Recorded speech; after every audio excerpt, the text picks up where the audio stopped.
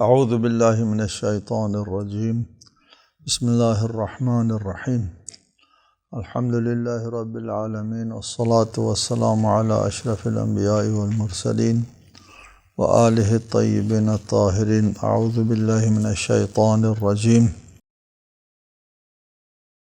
لو کان عرضا قریبا وسفرا قاصدا لاتبعوک ولكن بعدت عليهم الشقة.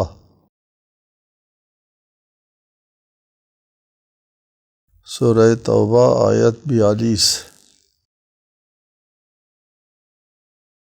کہ اگر آسانی سے حاصل ہونے والا کوئی فائدہ ہوتا، عرض فائدہ، مفاد منفعت، اگر آسانی سے، عرضاً قریبا، آسانی سے دسترسی حاصل کرنے کی کوئی صورت ہوتی، وسفراً قاصدا، اور آسان سفر ہوتا، ہلکا سفر ہوتا. قاصدہ درمیانہ، مشکل سفر نہ ہوتا، سفر بھی قاصد درمیانہ یعنی آسان ہلکا ہوتا، تو لاتبعوک، وہ آپ کے اتباع کرتے، آپ کے پیچھے چل پڑتے. جہاد کے نام سے وہ آپ کے ساتھ نکلتے، لیکن وہ نکلتے عرضاً قریباً کے لیے، مفاد کے پیچھے نکلتے. ولیکن بعدت علیہم الشقہ، مگر ان کے لیے مسافت جو ہے وہ دور ہونے کی وجہ سے وہ نکلنا نہیں چاہتے. بعدت علیہم الشقہ، مسافت ان کے لیے دور نظر آئی، اور اب وہ اللہ کی قسم کھا کر کہیں گے، وَسَيَحْلِفُونَ بِاللَّهِ، اللہ کی قسم کھا کر کہیں گے. کیا کہیں گے؟ لَوْ اسْتَطَعْنَا لَخَرَجْنَا، اگر ہمارے لیے ممکن ہوتا تو یقیناً ہم آپ کے ساتھ چل دیتے. ممکن نہیں ہے، عذر تراشتے. یہلکون انفسہم، وہ اپنے آپ کو ہلاکت میں ڈال رہے ہیں. واللہ یعلم انہم لکاذبون، اللہ کے علم میں ہے کہ یہ لوگ جھوٹ بول رہے ہیں کہ ہمارے لیے نکلنا ممکن نہیں ہے. یہ ان لوگوں کا ذکر ہے جو جنگ تبوک میں رسالت مآب کے ساتھ نکلنے سے پیچھے رہ گئے تھے، نہیں نکلے تھے اور بہانہ تراشتے تھے. ان لوگوں کا ذکر ہے. یہلکون انفسہم، یہ لوگ جہاد سے پیچھے رہ کر رسول کی نافرمانی کر کے اپنے آپ کو ہلاکت میں ڈال رہے ہیں، یعنی دنیاوی اعتبار سے بھی ہلاکت میں ہے. یہلکون جو ہے وہ انفسہم مطلق ذکر ہے کہ ہلاکت دنیاوی بھی ہے، دنیا میں بھی یہ لوگ بدنام اور آخرت میں بھی بدنام.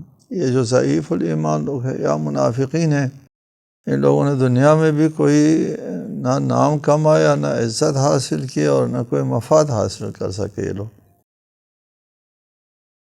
البتہ یہاں کہانیاں ہے، بہت لمبی تاریخ اسلام کے مطالعے سے باتیں سامنے آتی ہے. واللہ یعلم انہم لکاذبون، اللہ جانتا ہے کہ یہ لوگ یہ جو کہتے ہیں لو استطعنا لخرجنا میں، یہ جھوٹ بول رہے ہیں کہ اگر ہمارے لیے ممکن ہوتا تو ہم نکلتے. ان لوگوں کے لیے ممکن ہے اور ممکن ہونے کے باوجود نہیں نکل رہے. آگے ارشاد فرمایا، عفا اللہ عنک لما اذنت لهم حتی یتبین لک الذین صدقوا وتعلم الکاذبین. اللہ آپ کو معاف کرے، آپ نے کیوں اجازت دی ان لوگوں کو کہ قبل اس کے کہ آپ پر واضح ہو جاتا کہ سچے کون ہیں اور آپ جھوٹوں کو جان لیتے۔ جھوٹ بولنے والوں کو جاننے سے پہلے اور سچے لوگوں کو واضح ہونے دینے سے پہلے کچھ لوگوں کے آپ کے پاس آ کر کے اجازت طلب کر لی کہ ہم کو اجازت دے دے، ہم جنگ میں نہیں جا سکتے۔ لو استطعنا لخرجنا، اگر ممکن ہوتا تو ہم رکاب ہوتے، ہمارے لیے بڑی سعادت تھی وہ باتیں جو عموماً کیا کرتے ہیں، لیکن ممکن نہیں ہے تو رسالت مآب نے ان کو اجازت دے دی۔ اس اجازت دینے پر اللہ تعالیٰ نے سرزنش کی، رسول کی سرزنش کی اور فرمایا لما اذنت لہم، اللہ آپ کو معاف کرے، عفا اللہ عنک، اللہ آپ کو معاف کرے، آپ نے کیوں اجازت دی؟ لما اذنت لہم، کیوں اجازت دی ان کو؟ لہجہ سرزنش کا ہے، قابل فہم ہے آیت، اس قسم کی بہت سے آیات ہیں قرآن میں اللہ تعالیٰ نے اپنے رسول کی سرزنش کی ہے، یا یوں کہنا چاہیے سرزنش کے لہجے میں بات کی ہے۔ ان تمام آیات کے سلسلے میں ہمارا ایک موقف ہے جو یہاں ہم آپ کو بیان کریں گے۔ لہجہ یہ ہے، اس میں شک نہیں ہے، واضح ہے، عفا اللہ عنک، اللہ آپ کو معاف کرے۔ ایسا عمل سرزد ہوا کہ جس کے لیے معاف کرنے کی ضرورت پیش آئی تو ٹھیک ٹھاک سرزنش ہے، اور پھر آگے صریحاً فرمایا لما اذنت لہم، کیوں اجازت دی؟ نہیں دینا چاہیے تھا۔ وجہ بھی بتائی کہ آپ کو اجازت نہیں دینا چاہیے تھا، وجہ بھی یہ کہ یہ پتہ چل جاتا اگر آپ اجازت نہ دیتے تو ان کا راز فاش ہونا تھا اور پتہ چلنا تھا کہ اس میں سچے کون ہیں اور جھوٹے کون ہیں۔ آپ کی اجازت کی وجہ سے ان کے پردہ پڑا رہا، ان کا جرم چھپا رہا، تو یہ کام آپ کو نہیں کرنا چاہیے تھا۔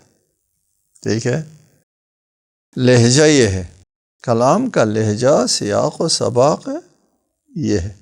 قرآن سے کسی مطلب کو اخذ کرنے کے لیے یا تمام دنیا کے جو قانون اور اصول ہوتا ہے، کسی قانون سے ایک مطلب کو اخذ کرنے کے لیے صرف ایک آرٹیکل کو سامنے رکھ کر کے نہیں اخذ کیا جاتا، اس سے مربوط جتنے اور جو نکات ہوتے ہیں، آرٹیکلز ہوتے ہیں، ان کے ساتھ ان کا موازنہ کر کے ان کی روشنی میں نتیجہ اخذ کیا جاتا ہے۔ جبکہ قرآن کے بارے میں تو خاص طور پر یہ القرآن یفسر بعضہ بعضا، قرآن کی تفسیر خود قرآن کرتا ہے۔ قرآن فہمی کے لیے تفسیر القرآن بالقرآن ایک منہج تفسیری ہے جو ہمارے ہاں زیادہ رائج ہے، کہ قرآن سے قرآن کی تفسیر۔ ہم اس آیت کو، اس سرزنش کے لہجے کو سمجھنے کے لیے خود قرآن کی طرف رجوع کرتے ہیں کہ یہ اس سرزنش کا لہجہ جو ہے وہ کیسے استعمال ہوا، کیوں ہوا، اس کی وجہ کیا ہے۔ اور رسالت مآب نے جو کام کیا تھا وہ واقعاً اجتہادی غلطی تھی۔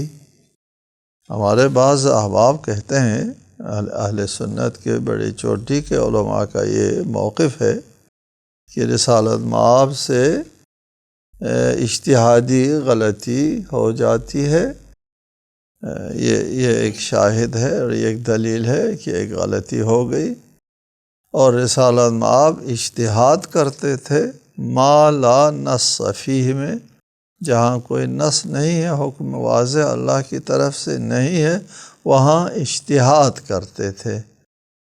اجتہاد یعنی ما لا نص، جہاں نص ہے وہاں نص کے پیچھے اس کے اوپر عمل ہوتا ہے، اور جہاں نص نہیں ہے تو اپنی رائے اور دیگر اجتہاد سے اس کے اوپر عمل، ذاتی اجتہاد سے اس کے اوپر عمل کرتے ہیں۔ یہ موقف ہے، یہ نظریہ ہے بعض اعیان کا، چوٹی کے علماء کا یہ نظریہ ہے کہ رسالت مآب سے غلطی ہو گئی تھی یہاں۔ اور رسالت مآب سے غلطی ہو جاتی ہے اور اجتہاد کرتے ہیں مولانا صفی میں، اور اس میں غلطی ہو جاتی ہے۔ ہمارا موقف یہ ہے کہ رسالت مآب اجتہاد نہیں کرتے، یہ غیر از معصوم کے لیے، جو معصوم کے علاوہ لوگ ہوتے ہیں، وہ نصوص کے روشنی میں، متون کی روشنی میں، متن قرآن، متن حدیث یا مصادر تشریع کی روشنی میں ایک نظریہ بناتے ہیں، اور مولانا صفی میں کچھ قواعد و ضوابط ہے جو یہاں مقام بیان نہیں ہے۔ وہ لوگ کرتے ہیں جو مصدر تشریع میں نہیں ہے، شریعت سازی کا مصدر سرچشمہ نہیں ہے، خود غیر معصوم ہے، ان کے لیے یہ اجتہاد کی نوبت آتی ہے۔ ہمارا موقف، ہمارا نظریہ یہ ہے کہ رسالت مآب اجتہاد نہیں فرماتے تھے۔ کیوں اجتہاد نہیں فرماتے تھے؟ رسالت مآب کے لیے لا نص فیہ کا موضوع نہیں ہے، یہ نہیں ہوتا۔ اور ما لا نص فیہ میں خود قرآن کی صراحت موجود ہے کہ رسالت مآب جہاں اللہ تعالیٰ کی طرف سے حکم نہیں ہوتا وہاں کوئی بات نہیں کرتا۔ قرآن میں آیت ہے ان اتبع الا ما یوحی الیہ، میں صرف اور صرف اس کی پیروی کرتا ہوں جس کے میرے اوپر وحی ہوتی ہے۔ اس کا واضح مفہوم یہ وحی نہیں ہوتی ہے تو میں رک جاتا ہوں۔ وَاصْبِرْ، دوسرے آیت میں تو صاف ظاہر ہے، وَاصْبِرْ، رک جاؤ، صبر کرو، حَتَّى يَحْكُمَ اللَّهُ، اللہ کا فیصلہ آنے تک۔ اللہ کے فیصلے کے آنے سے پہلے رسول اپنی طرف سے کوئی فیصلہ نہیں دیتے۔ تعجب ہے کہ رسول جب اللہ کے فیصلے کے بعد اپنی طرف سے فیصلہ دیتے ہیں تو یہی تبلیغ احکام میں فیصلہ دیا نا، تبلیغ احکام میں غلطی ہو گئی تو پھر مقام رسالت میں عصمت جو ہے وہ مخدوش ہو جاتی ہے، مقام رسالت میں۔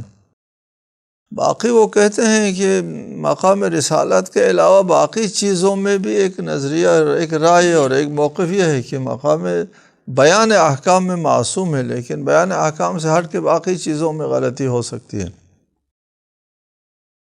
لیکن اس میں تو بیان احکام میں معصوم عن الخطا نہیں ثابت ہوتے، یہ بیان احکام ہے، اجازت دینا کسی کے لیے نہ دینا، اور جنگ کے لیے نہ جانے کی اجازت دینا، یعنی اس کے لیے جنگ پر نہ جانا مباح ہے، حلال ہے، ٹھیک ہے یہیں رہ جاؤ، یہ حکم ہے۔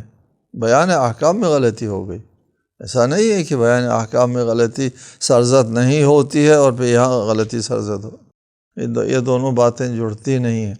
یا تو آپ یہ کہیں کہ بیان احکام میں بھی غلطی ہوتی ہے معاذ اللہ، تو ٹھیک ہے، پھر یہاں بیان احکام ہے اور یہاں غلطی ہو گئی۔ ادھر آپ کہتے ہیں بیان احکام میں غلطی نہیں ہوتی، اور دوسری طرف کہتے ہیں یہاں رسالت مآب سے غلطی ہو گئی اجتہادی۔ یہ دونوں بات آپ کے موقف کے مطابق بھی نہیں جڑتی، ہمارا موقف تو اور واضح ہے۔ خود آپ کے موقف کے مطابق بھی اس جگہ اجتہاد جائز نہیں ہے، یہ بیان احکام ہے۔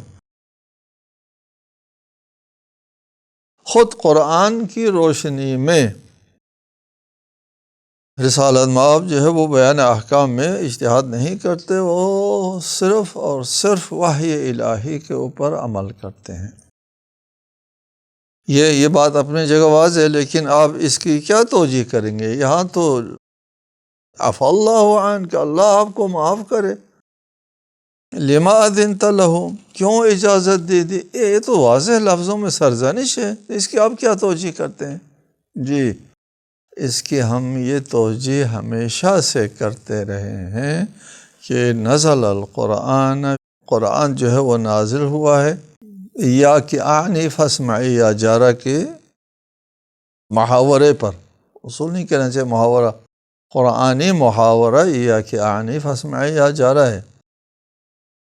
اس میں ہے نا ایک شعر ہے فارسی کا، سر دلبران در حدیث دیگران، بات سمجھانا کسی کو ہوتا ہے اور خطاب کسی سے کیا جاتا ہے، یہ ایک محاورہ ہے، طریقہ کلام ہے۔ قرآن نے بھی اس کے اوپر بہت جگہوں پر عمل کیا ہے۔ رسالت مآب سے فرمایا ہے کہ لئن اشرکت لیحبطن عملک، اگر آپ شرک کریں اسلام آپ شرک کرے گا۔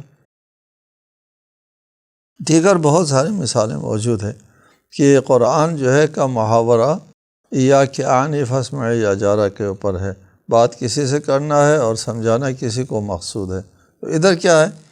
ادھر یہ ہے کہ آگے ایک دو آیات ہے ہمارے سامنے، ان آیتوں کی روشنی میں ہم اس آیت کو اچھی طرح سمجھ سکتے ہیں۔ آگے آیتوں نے کہا کہ اگر یہ لوگ نکلتے، یہ جن کو رسالت مآب نے اجازت دی اور جنگ میں ساتھ نہیں نکلے، مدینے میں رہے، یہ لوگ اگر مدینے میں نہ رہتے، آپ کے ساتھ نکلتے تو کیا ہوتا؟ لو خرجوا فیکم ما زادوکم الا خبالا، اگر وہ تمہارے ساتھ نکلتے تو تمہارے لیے صرف خرابی میں اضافہ کرتے۔ یہ لوگ جن کو اجازت دی ہے اور مدینے میں رہ گئے اور جنگ تبوک میں ساتھ نہیں نکلے، ان کے نہ نکلنے کی وجہ سے وہ تمہارے اندر خرابی نہیں کر سکے، اچھا ہوا یہ لوگ نہ نکلے۔ ادھر قرآن یہ کہتا ہے، ٹھیک۔ ایک یہ دوسری آیت ہے وَلَوْ أَرَادُوا الْخُرُوجَ لَأَعَدُّوا لَهُ عُدَّةً، اگر یہ نکلنا چاہتے تو اس کے لیے تیاری کرتے، وَلَكِنْ كَرِهَ اللَّهُ انبعاثَهُمْ، مگر اللہ نے ان کا اٹھنا ناپسند کیا، یعنی ان کے جہاد کے لیے اٹھنا اللہ کو ناپسند تھا، اللہ کو پسند ہی نہیں تھا یہ لوگ اٹھ کے جہاد میں شرکت کریں، ٹھیک۔ تو اللہ کے رسول نے کن کو اجازت دے دی؟ ان لوگوں کو اجازت دے دی جن کا اٹھنا اللہ کو پسند نہیں تھا۔ رسالت مآب نے ان لوگوں کو اجازت دے دی جو اگر نکلتے ساتھ تو لشکر اسلامی خرابی پیدا کرتے، اللہ کو بھی پسند نہیں تھا اور ان کے نکلنے کی صورت میں خرابی بھی پیدا کرنا تھا ان لوگوں نے، ٹھیک۔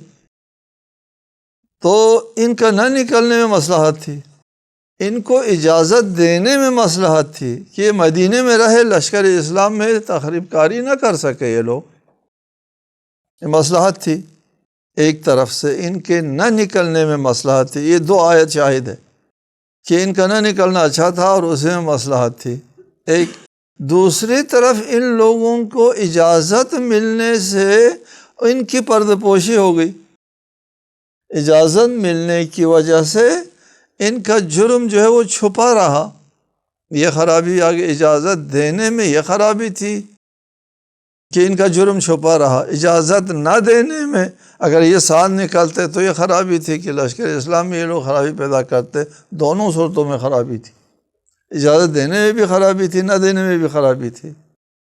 اس کے لیے اللہ تعالیٰ نے کیا کیا؟ رسول اجازت دے دے بظاہر، اور اللہ اس اجازت دینے کو سرزنش کر کے ان کو فاش کر دیں۔ یہ اس آیت کا اصل مطلب منافقین کو فاش کرنا ہے، یہ فاش بھی ہو جائیں اور لشکر اسلام میں بھی نہ آئے، اس کی یہی صورت تھی اور کوئی صورت نہیں۔ عفا اللہ عنک لما اذنت لہم، آپ نے کیوں اجازت دے دی ان میں سچے اور جھوٹے میں تفریق، امتیاز ہونے تک اجازت نہیں دینا چاہیے تھا، کہہ کر ان کے جھوٹے ہونے کو بھی فاش کر دیا۔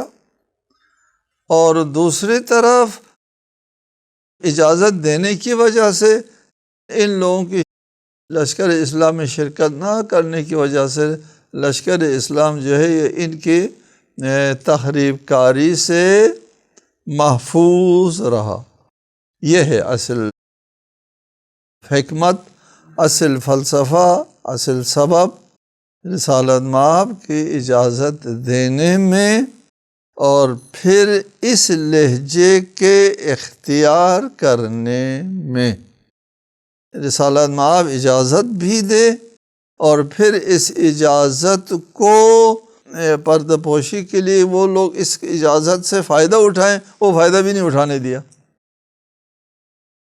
رسالت مآب کی اس عمل کی بظاہر سرزنش کر کے اور حقیقتاً رسالت مآب کا عمل عین مطابق مصلحت ہے، اور حقیقتاً بظاہر ان کی پردہ پوشی بھی ہو گئی، تو ان کو پردہ چاک کرنے یا ان کو فاش کرنے کے لیے یہ لہجہ اختیار کیا گیا، یہ حقیقتاً رسالت مآب کی طرف سے اجتہادی غلطی بھی نہیں تھی، یہ بالکل یہ فیصلہ صائب تھا، یہ فیصلہ رسول اللہ کی طرف سے اجازت ملنا لشکر اسلام کی مصلحت میں تھی۔ ان لوگوں کا لشکر اسلام میں شرکت کرنا اللہ کو ناپسند تھا۔ رسول اللہ نے ان کو اجازت دی ہے جن کا لشکر اسلام میں شرکت کرنا اللہ کو ناپسند تھا، اور ان کا اسلام کے لشکر میں شرکت کرنا جو ہے وہ خرابی کا باعث تھا۔ ان کو رسالت مآب نے اجازت دی ہے، لہٰذا رسالت مآب کی طرف سے یہ جو اجازت ہے یہ غلطی بھی نہیں ہے، اجتہاد بھی نہیں ہے، اس میں یہ حکمت عملی ہے جس کے تحت اسلام کا لشکر بھی ان کی شر سے محفوظ رہا، اور یہ بھی اپنے سازشوں میں اپنے ناپاک جو ارادے ہوتے ہیں ان میں یہ لوگ فاش ہو گئے۔ یہ ہے اصل فلسفہ اس لہجے کے اختیار کرنے کا۔ اسی طرح قرآن مجید میں متعدد جگہوں پر رسالت مآب کی انہی لہجوں میں سرزنش کی گئی ہے، یا اس سے زیادہ سخت لہجے میں سرزنش ہے۔ ان تمام جگہوں کے اوپر یہی ہے، یا کہ آنی فاسمعی یا جارہ کا محاورہ ہے کہ بتا رہا ہوں تجھے لیکن سن تو اے پڑوسن، ترجمہ تو یہ ہوتا ہے، لیکن محاورتاً ہم نے کہا خوشتران باشد کی سر دلبران گفتہ آیت در حدیث دیگران۔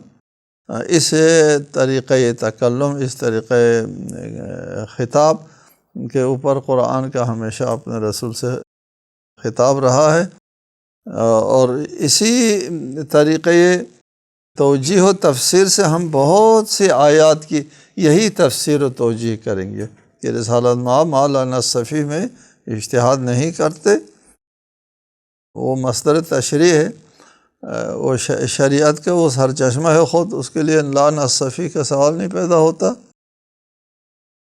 اور اگر کسی مسئلے میں رسالت مآب کے سامنے کوئی نص نہیں ہے تو رسالت مآب کے لیے حکم ہے وَاصْبِرْ حَتَّى يَحْكُمَ اللَّهُ، صبر کرنا واجب ہوتا ہے، جیسا کہ رسالت مآب کی سیرت سے بھی معلوم ہے کہ کسی حکم کے سلسلے میں اگر کوئی آیت نہیں ہے، کوئی صریح نص نہیں ہے رسالت مآب کے سامنے تو جواب نہیں دیتے تھے۔ اور قرآن مجید میں ایک اور آیت بھی ہے کہ لا تسألوا عن اشیاء ان تبد لکم تسؤکم، ایسی چیزوں کے بارے میں سوال نہ کرو کہ اگر ان کو ظاہر کیا جائے تو خود تم کو برا لگے۔ اور وہاں پر یہ ذکر ہے کہ اگر تم حین نزول قرآن سوال کرو تو جواب مل جائے گا۔ تو یہ حکم اپنی جگہ واضح ہے کہ رسالت مآب کی طرف سے اجتہادی غلطی نہیں ہوتی۔ ہم تو قائل ہے اس بات کے کہ سرے سے رسالت مآب اجتہاد نہیں کرتے اپنی رائے سے، اور اپنے اس پر دیگر آیات بھی ہے، یہاں پر ہم ان سب کا احاطہ نہیں کر سکتے۔ والسلام علیکم ورحمۃ اللہ وبرکاتہ۔